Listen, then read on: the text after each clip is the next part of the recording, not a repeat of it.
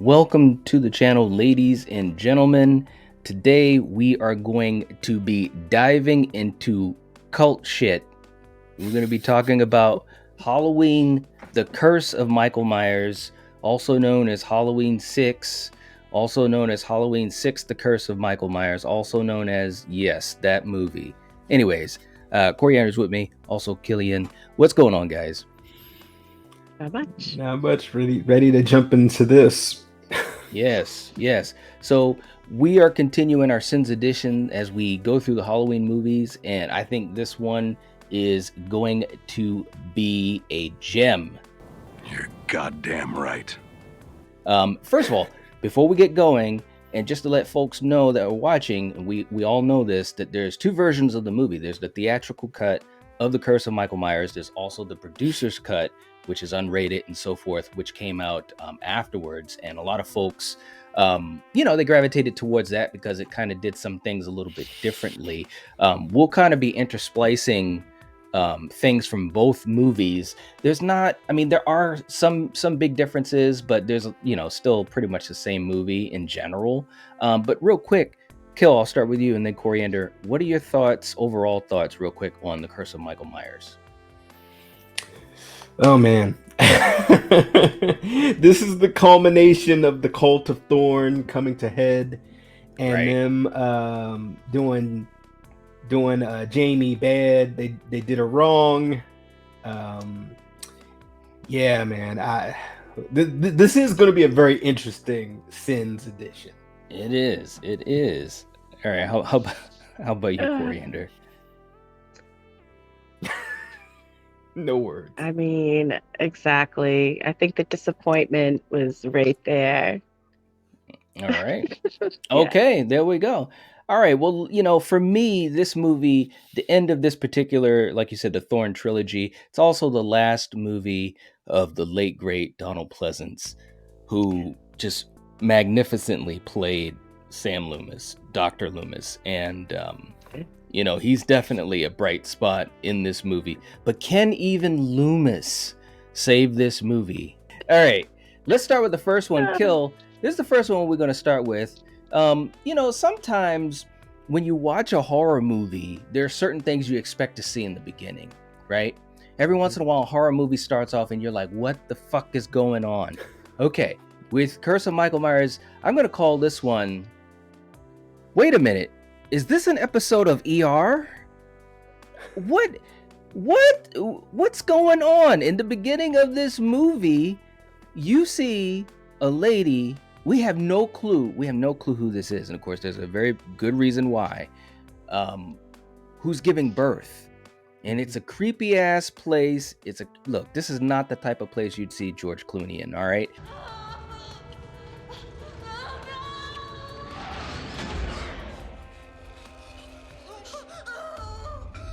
What did you think of the opening of this movie? Well, we also, knew it wasn't the Haddonfield Hospital from 2. Right. Did we know? No, just joking. Well, very true. But it's disorienting, in my opinion, to go from the last movie to this.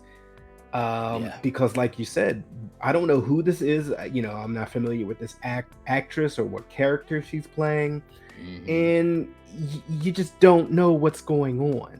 Mm-hmm. Absolutely. And whereas, I would say the first of the Thorn trilogy, led right into the second movie with, the Jamie character and so forth. And it didn't seem like too much time had passed.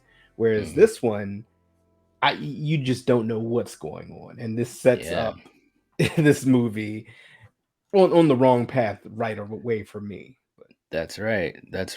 Oh man, it's true. And we do find out that it's a 6-year time jump, which is kind of like, okay, because they do a little flashback type of thing, and they're showing the events at the end of 5, and it's pretty much like, dude, really? Like a whole camp came to the police station after they friggin' did the Terminator and freed Michael Audrey Myers, and you had like a camp of people coming in and, hey, let's get Jamie too. Like, what? That's That's what you guys are coming up with? Anyways. All right, Coriander, let's get to the next one. So we see this hospital scene, but then we also, after the hospital scene is kind of done, or I should say the delivery scene, we have this baby who's given to this dude in like a shadow. He looks like this shadow or whatever.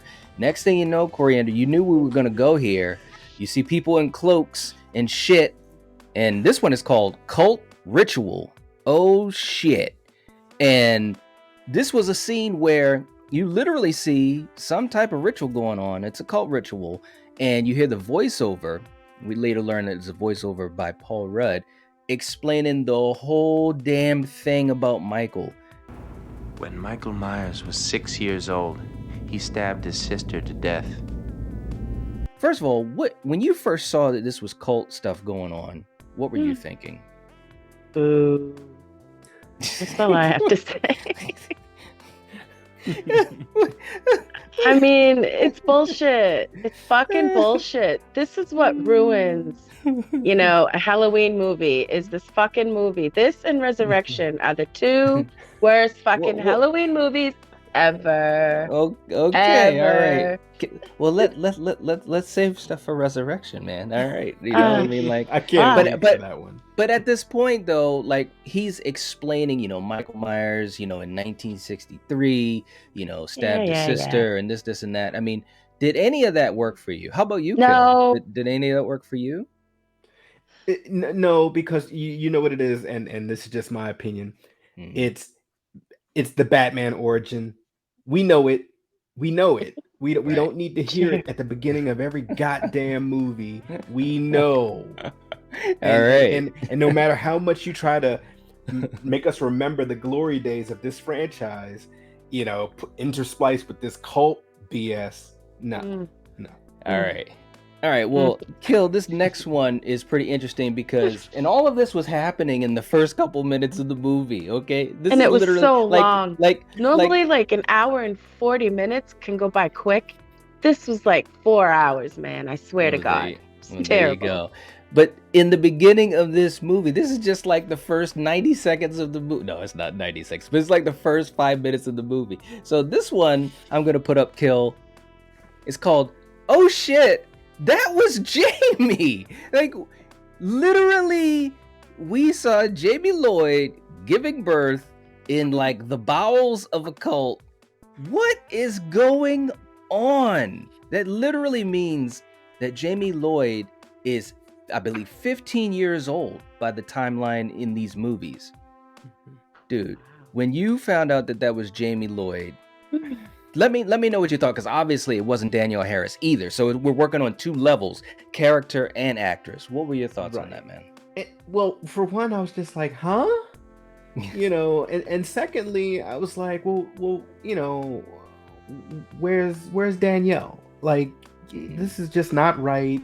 What happened? And sort of like what you were just saying, Knight, as far as the whole cult just came in and the man in black, he saves Michael, and hey, since we're here, why don't you boys go in and get that little girl? Let's get her too. Right. And she's just been locked up in the medieval dungeon for 6 years or whatever. Right.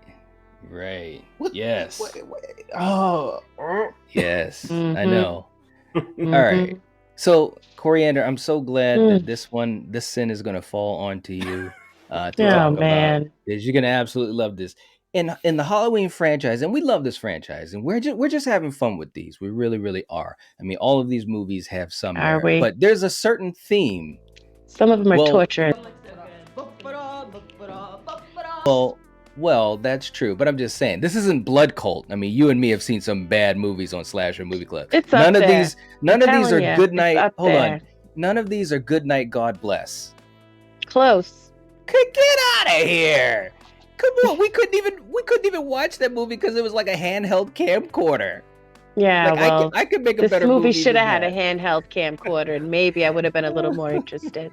Dude, this movie had Donald Pleasance, though, for real.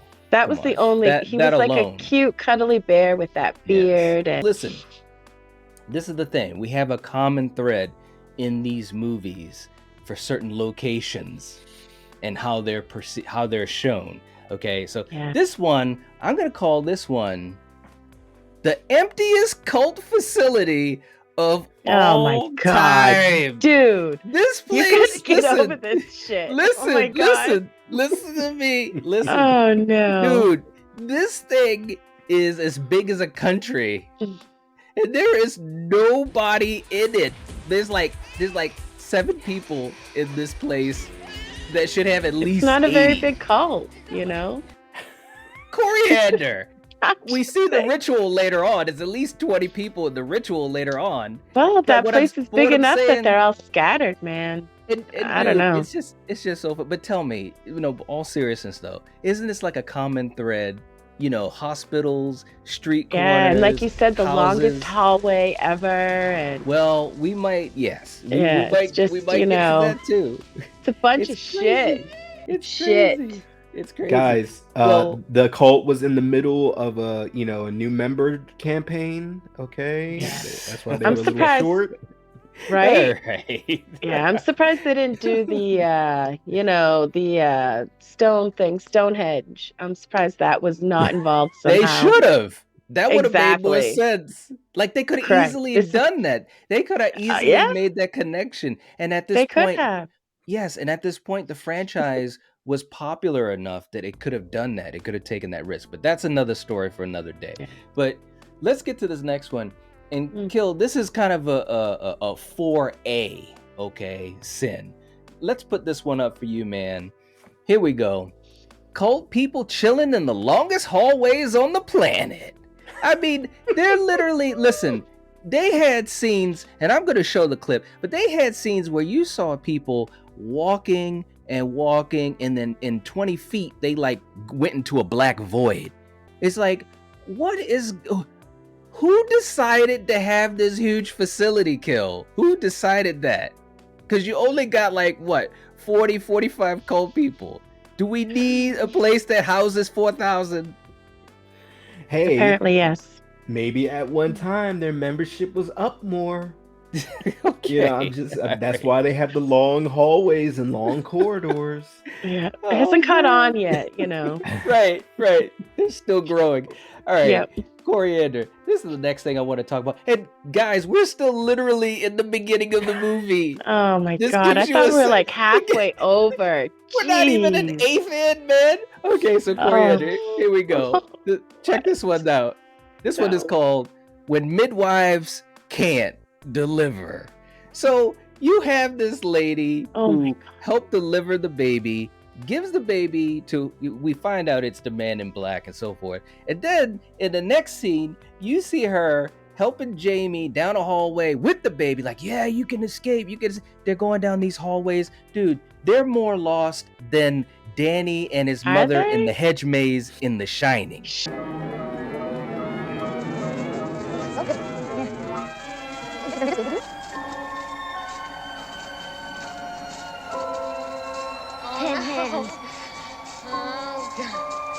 She got her Okay. out though. Come on, she got her out. Barely. He's, 'cause like then, you said, this place is huge, so she knew Right. where to go. So and guess who else? the nurse can't help that shit, or the midwife. And guess who else knew where to go? Michael Audrey Myers, because next thing you know, she turns around and there's Mr. Happy like, hello. He And can then- smell that, afterbirth. He's got that bloodhound nose. He sniffed her out.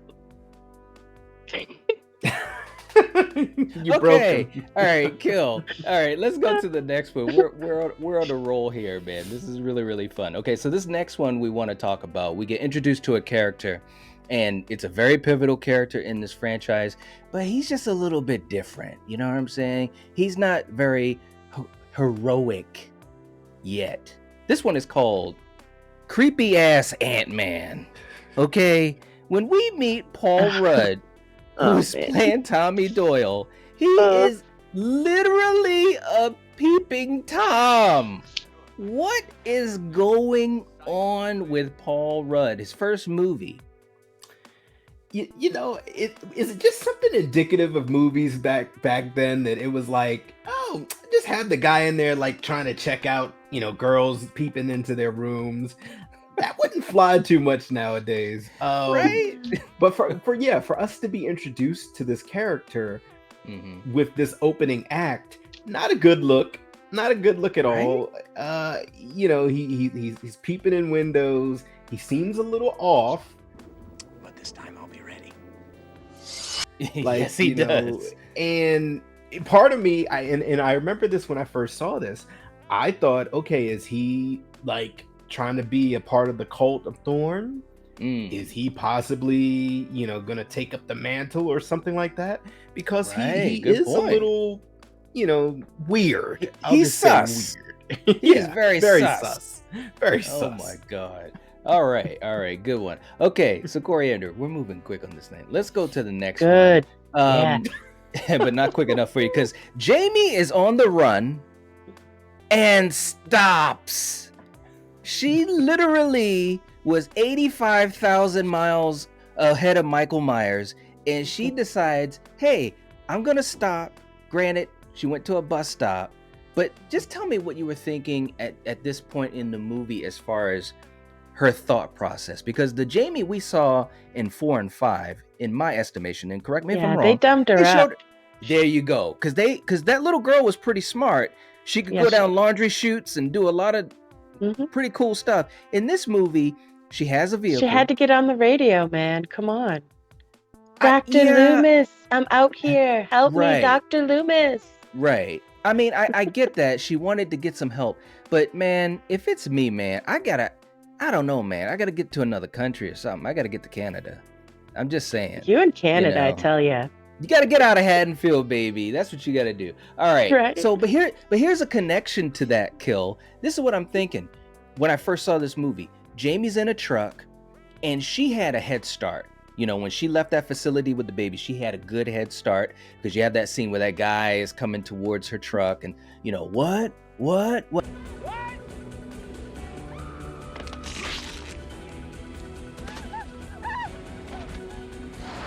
And Michael kills him, and she zooms off in a truck. Michael is not in a vehicle at this point. So I'm giving Jamie at least like a 5-minute, 10-minute head start, right? But guess what, man? She goes to the bus stop. It looks creepy in there and so forth, but it doesn't matter, Kill. You know why? Because of this. Michael uses GPS. Because how in the hell did he know she went to that bus stop? And then it's a big bus stop. I'm not going to say it's the emptiest bus stop in the world, Coriander, don't worry. But he just starts to stroll on down to the bathroom, to find her. Tell me how you make this make sense, Kill. Okay, all I know is this. I don't know how many bus stops you guys have ever been to, or bus terminals per se. Mm-hmm. They're very tiny. They only have one bathroom. Yes. There's only one place to hide, and there's always only one of those within driving distance. So, Mike, look, once again, we know Michael is an extra from the Fast and Furious movies because he loves to drive. And yeah, he must know how to use GPS. Once again, this is the BS of this movie. Why do we have to come up with these synopses? Yes. Absolutely, man. It's crazy stuff. They have a psychic link. That's right. They do. Well, and okay. You know what? And I am not playing around. Right there, you actually made this sin a little bit less because they did show in both previous movies there's a psychic link. So maybe that's what it is. Dude, you're all right, man. But it's still a sin because she had a head start. All right. So look, Coriander. This is something that Coriander had mentioned, and we got to address it. Now, we know that George Wilbur came back to play Michael Myers in this movie. He played Michael in 4. So it's kind of cool. He came back on the scene. The mask is better. I'm just going to throw that out right now. Not much, though. Well, dude. Okay, right now, dude, I'm putting a picture up. I'm putting a picture up of Don Shanks. Never forget. Never forget. Okay, so listen. This is our next sin because George Wilbur comes back. The shape's been eaten good. The shape has been eaten good. And when he comes down those steps, I mean, we saw it earlier in the cult scene when he killed the midwife. But when he comes down those stairs going after Jamie, we saw the whole thing on display. What do you think about how they I mean, the costume and the mask and all these types of things. What do you think about this presentation of Michael? Man, you think his mask's better? I guess maybe a little bit, but it's still whacked out. And I mean, his suit is like a couple sizes too small. He obviously offed a tiny mechanic because usually his jumpsuits are pretty big, So he did have a little pop belly there. Those, cult guys must have been feeding him some good dog. So Yeah, 'cause dog it is still on shows. the menu. That was good. Yeah, All 'cause it right. shows. Good Yeah. for you. Good for you. All right. Okay. Kill, let me ask you too, Kill. What'd you think of George coming back and the way that Michael looked? Y'all need to stop body shaming Michael. Okay. I'm just saying, man. I'm just saying. The guy eats dog. How did he get, That is true. But I will say the mask still is not good, but Right. it is better. I do see it being better. Yeah, it is better than Yeah. 4 and 5 in my opinion. They at least, I mean, they at least made it look Like I didn't mind somewhat like 5. the Shed. Like Nicolas seriously, Cage? like You first. didn't mind Nick Cage? No, I didn't. Oh my God. I'm sorry, but this one is even a little short. Dude, are you serious? Are we gonna have a get- mini episode here? Burn it with fire. Yeah, I What don't is know. going on? No, I don't no, know, I but get what you mean. I mean, all of them are kind of just, none they're of them whacked are. out. Yeah, none of them are at the level of 1 and 2, which is just, I don't even know how they can make that type of mistake, because the mask is everything. You know what I'm saying? That's really the biggest part, because especially in the dark scenes, that's what sticks out is the white mask. You know what I'm saying? So it's hard to imagine how they could get that wrong. It'd be like getting Freddy's glove wrong, Mhm. or Jason's hockey mask wrong. It's like you can't do that. That's like the main thing that people associate with the character, or like Pinhead. Like if all of a sudden he doesn't have however many pins in his head and he only has 5, it's like that's not right. How'd you do that? All right. So, Kill, let's go to the next thing. This is where we start getting a little bit crazy here. But this is what we're going to call it. Road Rage Myers. Now, we have this scene. Jamie escapes the bathroom at the bus stop. And next thing you know, she's on the road driving that truck, and God. Jamie's got to do a better job of driving, number one. But you see a vehicle that's basically trying to run her off the road and stuff.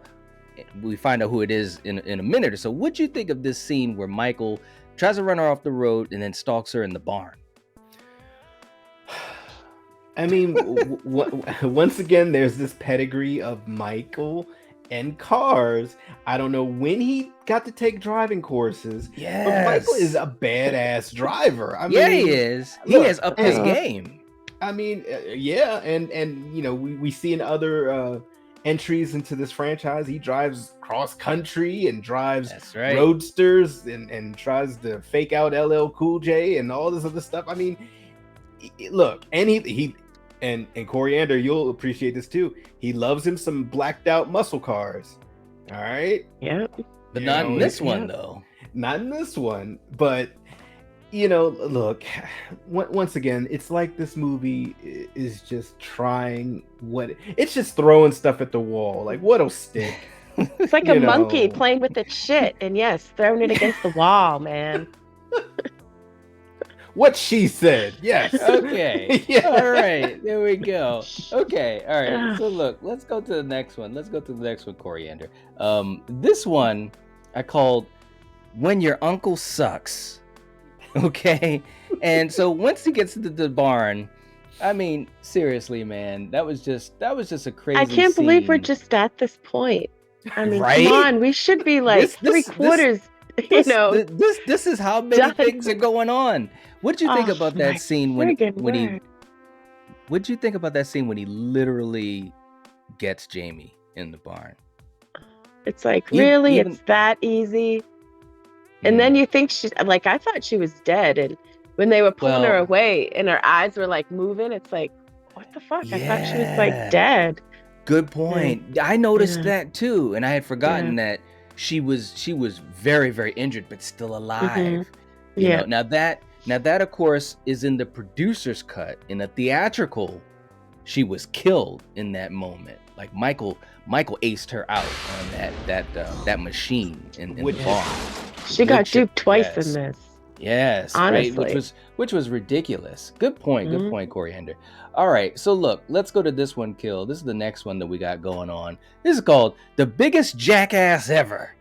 And of course, when we meet Kara Strode, and this is all family of Laurie Strode's, I believe cousins, if I'm not mistaken. But Kara Strode, who is basically the lead in this movie, she's got a pops that is a real dick. Okay, and I will say, this actor, I've seen him play other stuff too, so he's a great actor. You know, just like we were talking about Michael Pataki in Halloween 5. This guy, this guy said some rude ass shit. What did you think of him?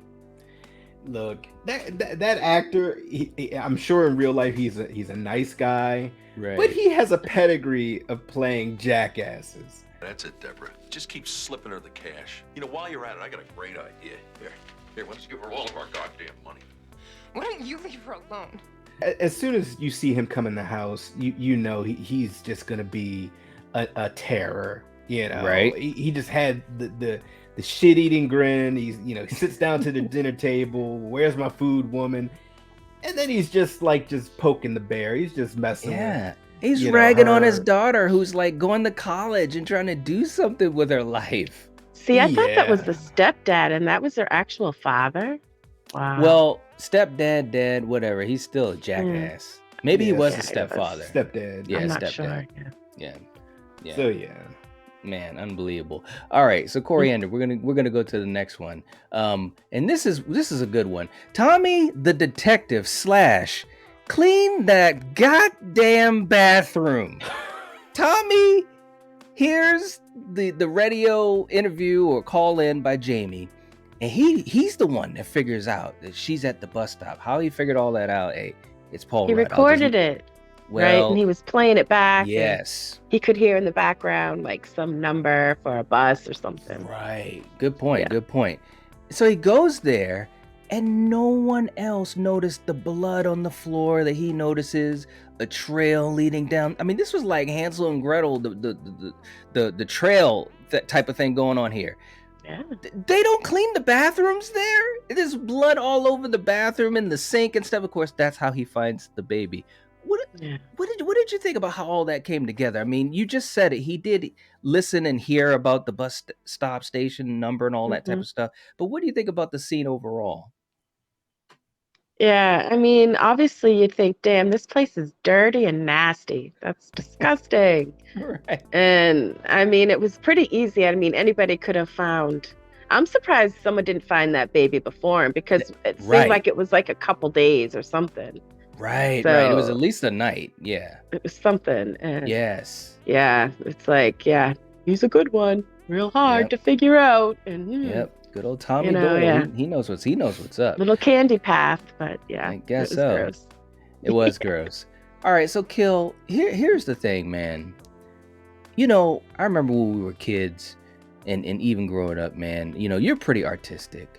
You know, you got a lot of talent and stuff like that, and that's really, really cool. I love art too, bro. I really do. You know what? I used to love watching Bob Ross, you know, because we don't make, you know, mistakes. They're little happy accidents, right? Well, guess who else is like that? I call this one Michael Ross, the artist. Okay, because we go to the barn scene.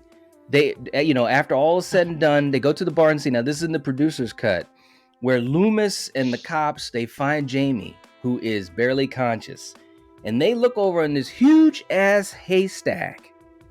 It's like 8 feet tall, even bigger than that. And there's this big cult of thorn burned, etched into the hay. What's that? It's his mark. He's come home.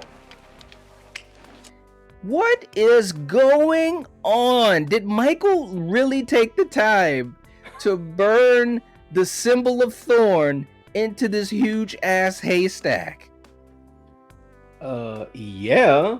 Hey, he's representing his set. Like, hey, Thorn bitches. Like, this movie is gold. It's driving us crazy. Oh Lord. But yeah, All right. once again, why?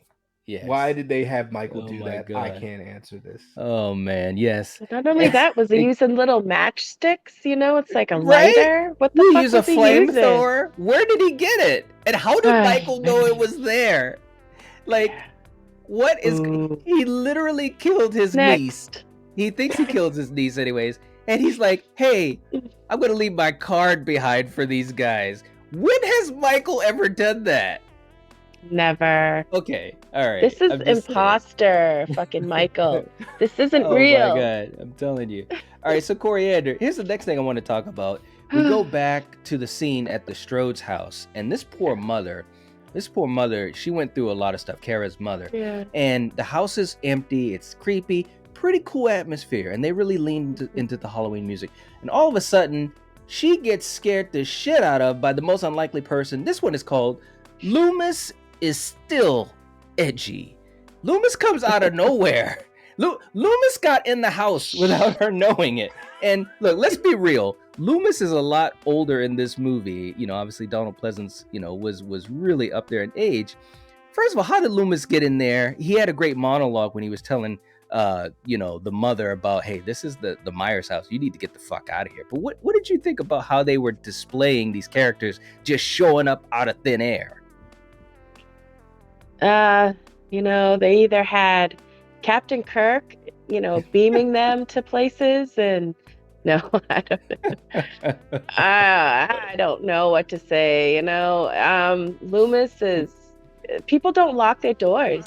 So No, he's just saying, look, bitch, you're in Michael Myers' house, your door's unlocked. I got in here. It's like, get the fuck out. So yes, yeah. And actually, I'm gonna stay with you on that, Coriander, because that was the next sin. It was, get the fuck out of that house, girl. Loomis literally told you were in the pit of hell. You are living at the house of the boogeyman. You are literally in the heart of darkness. You need to get out of this house. All of a sudden, in the next scene, she's walking around the house. You know what Loomis did?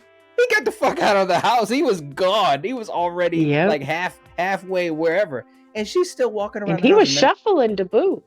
Right? So. And then all of a sudden, you got, you know, Potbelly Michael coming after her because she waited around too long. What did you think of that? Like, she should have been out of that house like so much quicker. I mean, don't get me wrong. You have to have these type of things happen in a horror movie. But that scene was kind of ridiculous because Loomis warned her. She should have just got out when she had the chance, because she noticed the axe was gone, and yet, oh no, I gotta go pack a bag. Yeah, she packed a bag. Make sure the stove is off and the refrigerator door's closed. And it's like, bitch, move and get the fuck out. Oh my God, right? All right, so the next thing we got killed. This one is a favorite of mine. You know, because it's been a long time since we've been, you know, having our head in the books and stuff like that, like back in the day when we were kids. But we get a chance to with Halloween 6. You know why? Why? Because Tommy takes us to school. And I'm talking about physics and astrophysics and all that type of stuff, explaining this whole cult of Thorn. He literally has like a 15-minute, like, little lecture about why Michael was chosen, what Michael can do, constellations, Fist of the North Star. What the hell's going on, Kill? Oh, exposition dump, and exposition dump. Somehow Tommy knows all of this stuff. Right. Once again, how do you know this? Are you an undercover member? Like, how do you know all this? And once again, this is the 6th movie of this franchise, or if you want to say 5th, either or. And now all of a sudden, all of this is Michael's kind of backstory of why he's evil and why he's able to do what he. Now you're gonna tell us the truth. It's the cult of Thorn. Mm-hmm. miss me with all that. Okay, Crazy Ant-Man. stuff, man. Okay, Yeah, I I'm know. sorry. I know.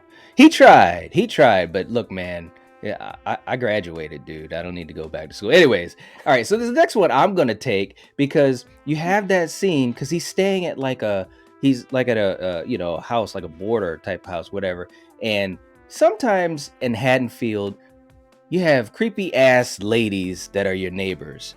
And we have that scene where Mrs. Blankenship basically goes on this tirade about, the boy that lived there, he heard the voices, and you do too. And I'm like, lady, you need to chill the fuck out. This is Haddonfield. When you start talking like that, it's time to call the cops. All right. So I just wanted to put that out there. But I will say, the actress did a fantastic job in that role for what she was meant to do. But I was just like, you're getting a little close to this little kid, Danny, Kara's son, talking about, yeah, you hear the voices too. And it's like, all right, you need to chill out, lady. All right, Coriander, you're going to love this one. We have that scene where you have this big radio host who's doing his performance in front of a crowd and so forth. And he wants to go back to the Myers house to do this little interview thing. Well, he's walking through the parking lot. You know what, man? You went into the wrong van, chump. Now, listen, I get it. Sometimes when I'm at the grocery store, I forget where I parked. It literally says Smith's Grove Sanitarium on the side of this van, and he gets in it. And then guess who was sitting in the van in the back waiting? Coriander, tell me what you thought about this scene. Well, come on. The dude was on his cell phone. Yes. And the van was the same color as his. So, hey, I'm just saying, people make mistakes. They're not paying attention. And yeah, he said the wrong thing, and Michael got him. And here's the thing: why was Michael hanging out in the back of Smith's Grove's van? It's a trap. Because that's the one he drives. Right, but That's why how was he he in got the back?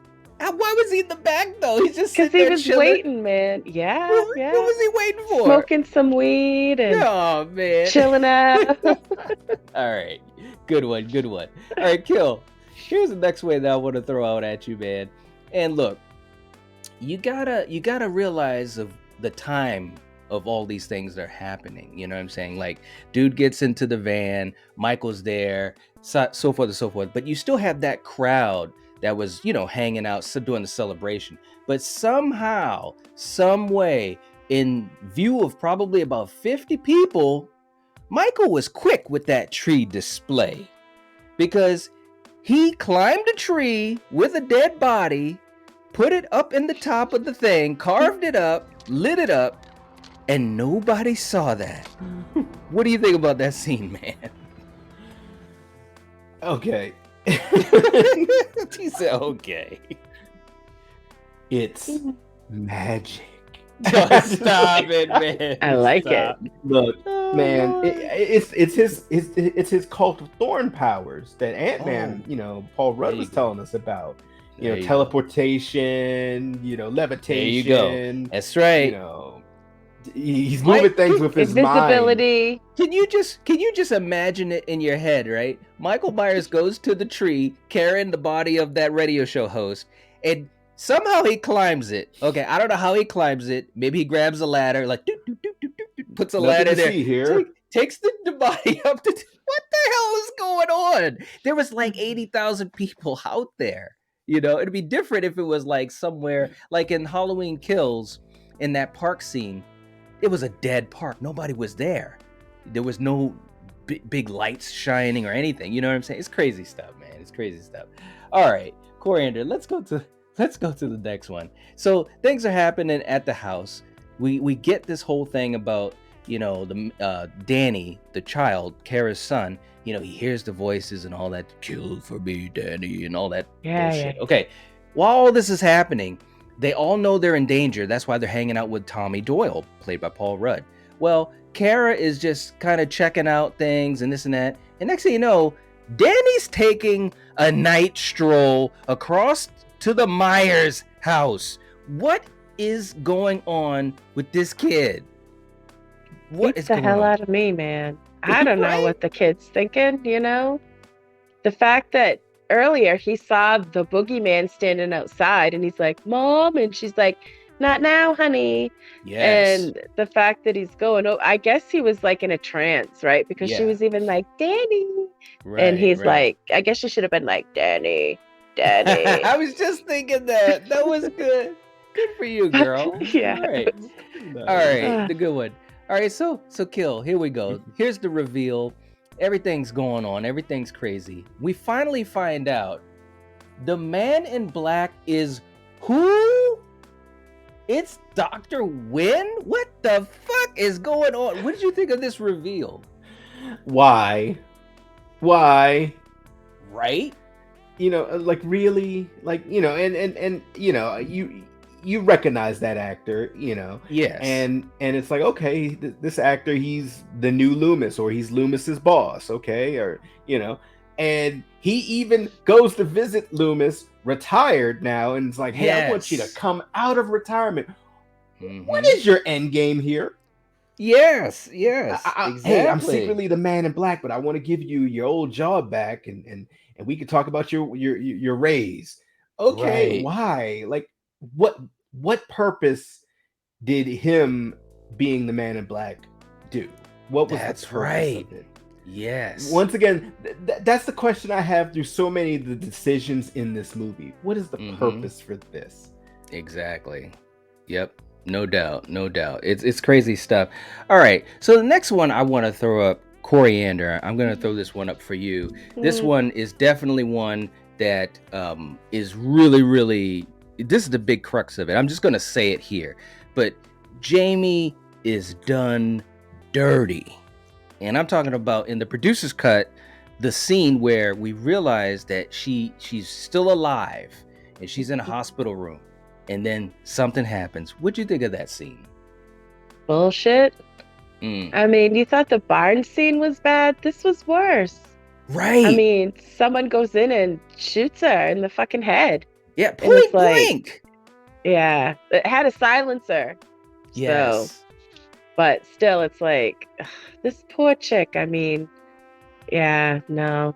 What a way to end this character. Yeah, they should have just like in the theatrical, just should have had her die, you know, when she got killed in the barn. And because, yeah, it's like you got to see that bullshit and then you see this bullshit. It's like, come on. Exactly. Kill. This one I call Kara pulls a Trish, but why? Okay, so once they realize that Dr. Wynn is the man in black and they want Danny and this and that, you have a scene where she's in the bedroom or upstairs or whatever, and she literally just jumps out of the window with no regard of how she's gonna land. She literally could have died. She has a son. They want her son. I get it. It's traumatic. And you got these people in the cult that are in the house about to kidnap them. But why the hell did she... I mean, when Trish did it in Friday 4, that was badass. Because she had to do it because Jason was right there. And she wasn't as high up off the ground. Why did Kara do this, man? Dude, why did any of these characters do what they did? I mean, you could call it a plot device. You could call it, you know, just... well, you know, once again, I wish I could say we know more about Kara and her character. Right. But we don't, because we haven't followed her for the last 2 movies, and she was just kind of sprung on us because, hey, we're gonna kill Jamie. Yes. Okay. Yep. So now we're with Kara. I can't even answer why she would do that, and I mean, or just with no regard for her safety. Yeah, and also speaking about, you know, that we hadn't followed her in the 2 movies like we did Danielle Harris. You know, the big thing about this movie is I think they pivoted because they didn't have Danielle Harris come back. A lot of it was because of money, you know, but Danielle Harris wanted to be in this movie, you know, and her age lined up with the events of the movie and everything. But they made the biggest mistake, in my opinion, of not bringing Danielle Harris back and treating this character with some better respect. So I'm just going to say that's a sin in of itself.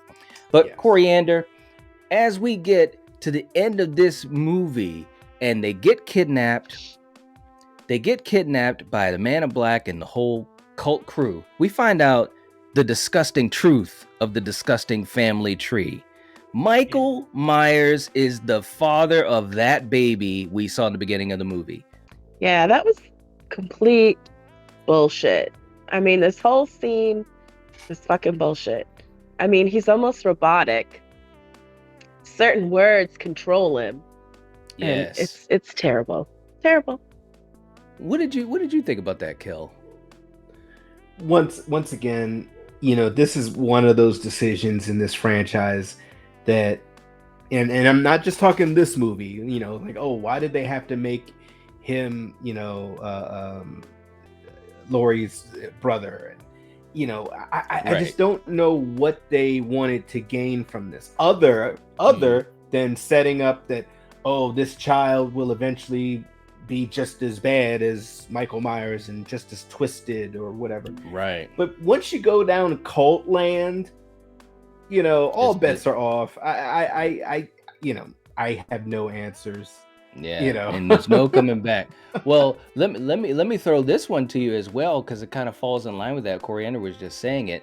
We have a scene where they're doing a ritual and Michael Myers becomes a mall cop. Yeah. That's what he does, because he is standing guard while Dr. Wynn, the man in black, is going through this ritual, and they've got Kara tied up and she's ready to become indoctrinated and all this type of stuff. Michael Myers is just standing there. Does this fly right with you, man? No. Okay. Michael is a shark. Buster told us Michael Myers is a shark. In baggy ass overalls. And I'm sorry, he might have loyalty now to the man in black because he, did a good old fashioned Western jailbreak. Right. Yeah, man, crazy stuff, but man. No, it looks silly for one. Also, it did. He was just standing there like, yeah. It looks real silly. Yep. All right, so Coriander, you'll appreciate this, especially from the producer's cut. We see that Tommy Doyle has a game plan, and when you have a game plan, you need a weapon. Now, we've seen a lot of different weapons in horror movies. We've seen enchanted daggers, we've seen magical shields, but in this movie, we got to talk about them stones. He literally put some stones down on the ground to stop Michael in his tracks as Michael was pursuing him and Kara. Mm-hmm. And he says, Sam Hain, tell me, when you first saw this, right? I mean, seriously, just when you thought it wasn't going to get any weirder with this cult thing, they literally find a way to stop Michael Audrey Myers with some stones. Not only that, he ends up laying down. It's like, what the fuck is going on? This just has to end, man. It just has to end. Well, he switched the bodies at the end. Yes. Apparently, Stuff. It's crazy stuff, man. I'm gonna, you know what I'm gonna do? I'm gonna use the stones and try to erase the memory of this movie. No, I'm just joking. Okay. What the hell is that? I have no idea. I was using the stones. All right, so Kill. Here we go, man. We're almost at the end here.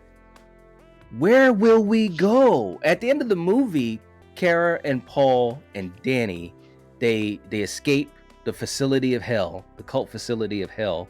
No, I mean, they were at Smith's Grove, but you get what I'm saying.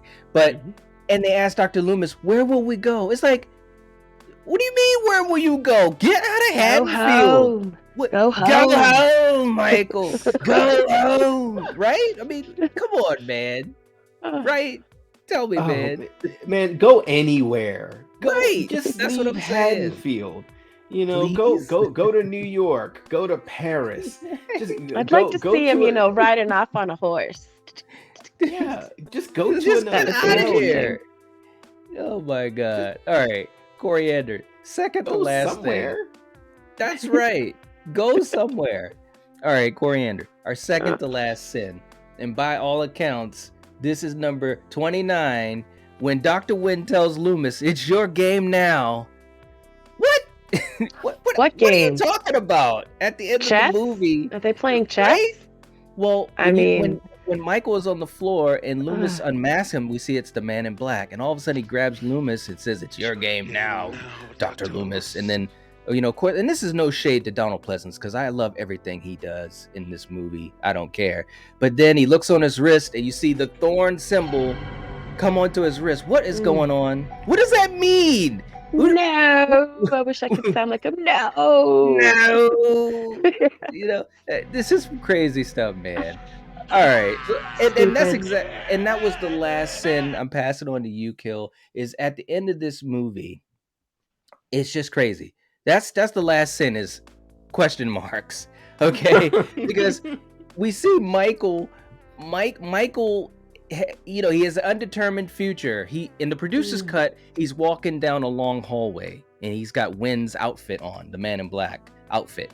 In the theatrical cut, all we see is his mask on the floor. The needles that Tommy had stuck him with are laying on the floor beside the mask, and you just hear Loomis yelling. And then it cuts to that pumpkin. The pumpkin did look cool, by the way. And then it fades to black. What the hell does this mean for the end? What are they trying to say? Once again, they're padding their bets. They're padding their bets. They're having all of these different fires burning to see, okay, well, what should we do for the next movie? Oh, well, Loomis is crazy now, and it's his game now. Or, this person's going this way. Or, let's go back to Kara and the kid, and maybe... Once again, too many threads, too many unanswered questions, and then you give us more questions at the end of this. God damn it. No wonder they did H2O next, right? It's like they were like, fuck this.